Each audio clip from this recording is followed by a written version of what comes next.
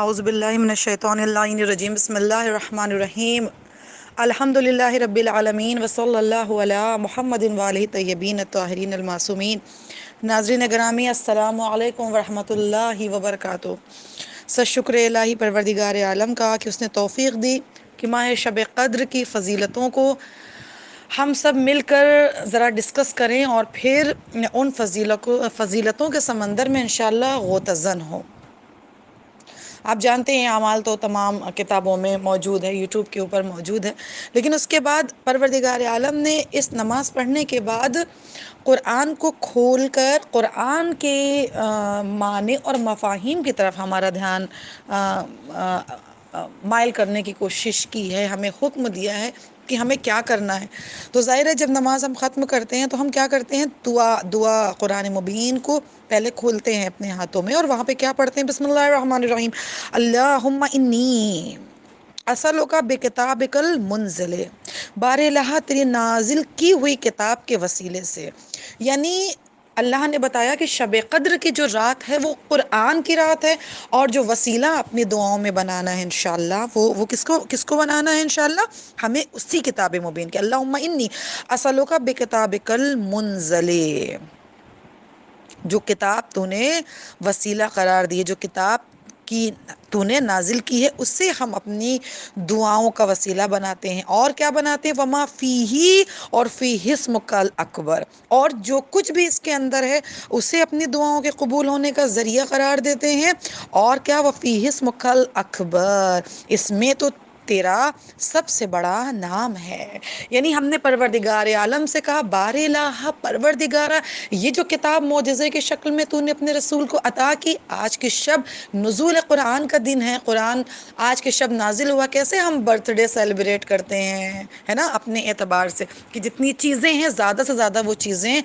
اور انتظام اور اہتمام اور مہمانوں کو بلانا اور تمام وہ چیزیں جو ہم انشاءاللہ کی کرتے آئے ہیں، ہم نے کہا پروردگار آج کی شب سب سے پہلا وسیلہ جو ہماری زندگی کا ہے وہ قرآن مبین ہے، اور جو کچھ اس میں ہے وہ ہے۔ اور جب ہم نے یہ کہا کہ جو کچھ اس میں ہے تو سب سے پہلی بات ہم نے کیا کی، پروردگار اس میں تو تیرا سب سے بڑا نام ہے، وَأَسْمَاءُ الْحُسْنَى، اور تیرے اسماء حسنہ درج ہیں۔ یعنی ہم کو ایک چیز کلیئر ہو رہی ہے کہ قرآن مبین کی جو شب ہے اس کے اندر کیا کرنا ہے، ہمیں قرآن کو ہاتھوں میں لے کر جب اسے اپنی دعاؤں کی قبولیت کا وسیلہ قرار دے لینا ہے تو ہمیں اللہ کی مدح و ستائش کرنی ہے، اللہ کی تعریف اور توصیف کرنی ہے۔ کیا کہنا، پروردگار اس کتاب کے اندر تیرے اسماء حسنہ درج ہیں، وما یخاف ویرجا، اور وہ چیزیں، دوسری چیز حمد کے بعد ہمیں کیا کرنا ہے، دیکھیے صرف اللہ کی حمد نہیں کرنی ہے بلکہ ہمیں اللہ سے اور کیا کہنا ہے، بار اللہ اس کے اندر وما یخاف، خوف سے آیا نا یخاف، یعنی پریزنٹ ٹینس ہے یہ، وما یخاف ویرجا، اور جو چیزیں ہیں وہ چیزیں ہیں جن سے ہمیں خوف کرنا چاہیے، اس میں وہ ان چیزوں کا بھی بیان ہے جس سے ہمیں خوف کرنا چاہیے، ڈرنا چاہیے، ان تجعلنی من اتقائک من النار، اور وہ چیزیں ہیں جن کی امید لگانی چاہیے، ٹھیک ہے، ان تجعلنی یعنی قرار دینا ہے، یعنی امید لگانی ہے، من اتقائک، وہ چیزیں ہیں پروردگار عالم کے خوف والی چیزیں اس کے اندر ہیں، اور وہ چیزیں ہیں جس سے انسان کو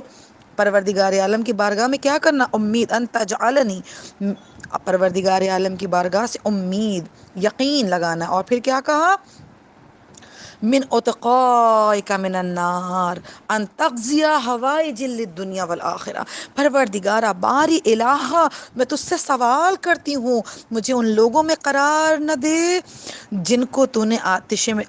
مجھے ان لوگوں میں قرار دے جن کو تو نے آتش جہنم سے آزاد کیا، وتقضی حوائجی، حاجت سے بنا ہوا ہے، اور بار الہ تو میری دنیا اور آخرت کی تمام جو حاجتیں ہیں، تمام جو دعائیں اسے اپنی بارگاہ میں قبول فرما۔ یعنی یہاں سے 3-4 چیزیں ہم پر ظاہر ہوئیں کہ پروردگار عالم کی بارگاہ میں حاضر ہو کر قرآن کو اپنا وسیلہ، اپنا مقدمہ قرآن کے آگے رکھنا ہے، اور اللہ اور اپنے درمیان سفارش کا جو ذریعہ بنانا ہے وہ قرآن ہے۔ اور آج کی شب میں قرآن کے 4 حقوق ہیں۔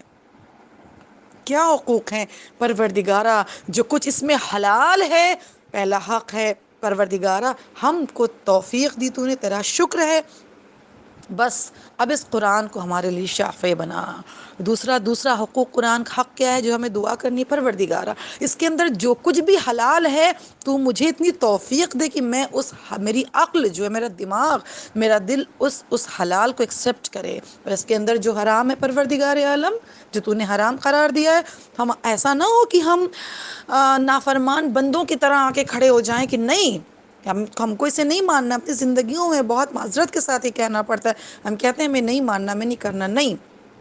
ہمیں کیا کرنا ہے؟ ہمیں اس سے کہنا ہے قرآن تو ہمارا شفیع، تو ہمارا حقدار، ہم تیرے حقدار، ہم تیرے قاریان، پروردگار عالم کی بارگاہ میں تجھ کو ہی وسیلہ قرار دیتے ہیں کہ تیرے اندر جو کچھ حلال ہے ہم اس حلال کو کریں، اور جو کچھ حرام ہے اس تمام حرام سے پرہیزگاری کریں۔ اور جو اس کی آخری دعا ہے نا قرآن کے حقوق کے حوالے سے، بس وہ یہ پروردگار اس قرآن نور کے اندر ہماری عقلوں کو اتنا وا کر کہ یہ نور قرآن ہماری نور عقل میں شامل ہو کے ہمارے وجود کو، ہماری زندگی کو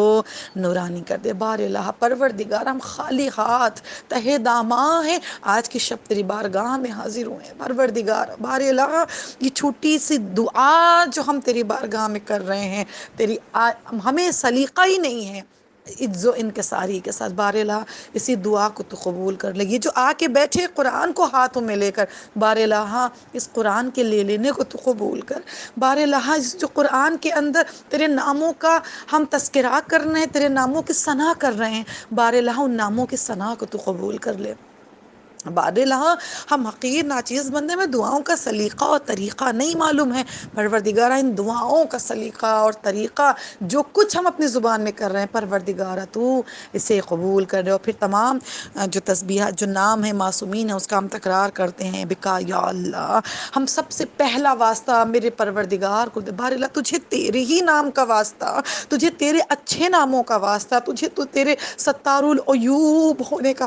واسطہ، تجھے تیرے غفار ہونے کا واسطہ، بار الہ تجھے تیرے رحمان و رحیم ہونے کا واسطہ، بار الہ تجھے خالق و مالک ہونے کا واسطہ، تیری قدرت کا تجھے واسطہ ہم دیتے ہیں۔ بار الہ ہم تیری حمد و ثنا نہیں کر سکتے، ہمیں سلیقہ ہی نہیں، ہمیں شعور ہی نہیں ہے۔ در اہل بیت پر آتے ہیں، مولا نے طریقہ سکھایا، پروردگارہ تو خالق قدیر ہے اور میں بندہ ذلیل ہوں، تو ہر طرح سے قدرت والا ہے اور میں ہر طرح سے ہیچ ہوں، کہاں تیری قدرت اور کہاں میرا وجود ناقص۔ بس بار الہ تیری شب کی رحمتوں کے اندر اس بات کی جسارت کرتے ہوئے کہ نہ تیری تعریف کر سکتے ہیں، نہ تیری توصیف کر سکتے ہیں، نہ تیری تمجید کر سکتے ہیں، لیکن اتنا یقین کامل ہے کہ جب